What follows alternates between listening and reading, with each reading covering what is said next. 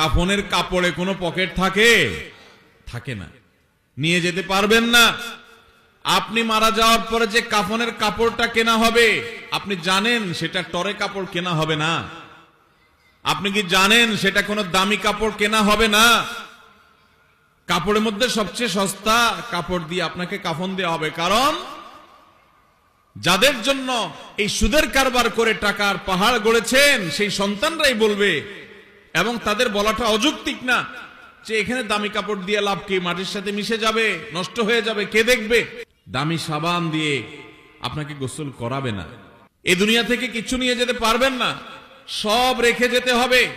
ভাগ বটরা করে ছেলে মেয়েরা খাবে, আর হারাম কামাই করছেন আপনি, জবাব দিতে হবে আপনার। আপনার চেয়ে বড় নির্বোধ কে আছে যে কামাই করবেন, চুরি করবেন যাদের জন্য, তারা কেউ আপনার চুরির দায় নিবে না। আপনার শাস্তি আপনাকেই ভোগ করতে হবে, তারপর আপনি অপরাধ করছেন।